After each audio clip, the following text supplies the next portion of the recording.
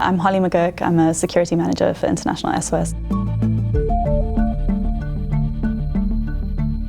We've seen a bit of an increase in interest in hotel security because there has also been an increase in the number of travelers going to higher risk locations. In a recent survey that we did, we found that about 20% more travelers are going to higher risk locations, so areas that we would rate as medium, high, or extreme risk locations. So that's the first driver, and then the second consideration is that we have seen a number of quite high-profile hotel attacks recently. For example, the recent attack in Nairobi. We've seen other incidents in Las Vegas, in Kabul. There have been a few of these incidents which is bringing people's attention to the subject. Hotels also represent a softer target than, for example, government buildings or diplomatic institutions. They don't necessarily have such a hard perimeter. There's also the opportunity for mass casualties, and casualties often of foreign nationals.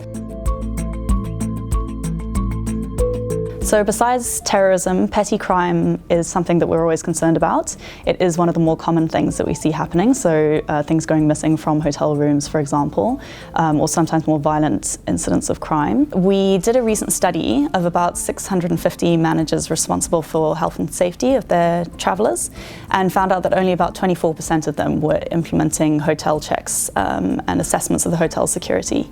So this is something that we'd like to see companies being more proactive about. So we encourage a holistic approach to hotel assessments. There are a number of things that we look at.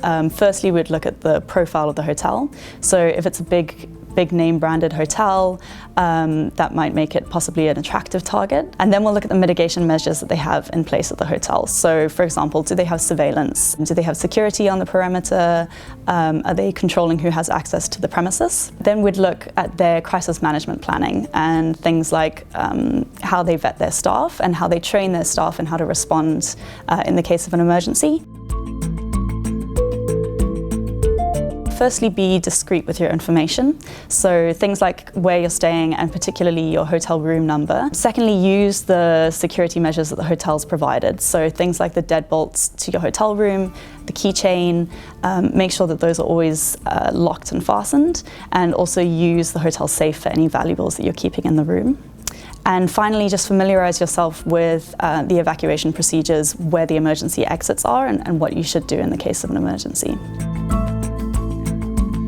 So I think the key takeaway from all of this is that when managers or travel planners are looking at devising itineraries, they should not just consider things like cost or comfort of the traveler, but also think about the hotel security and make sure that that's incorporated as part of a comprehensive travel risk mitigation strategy.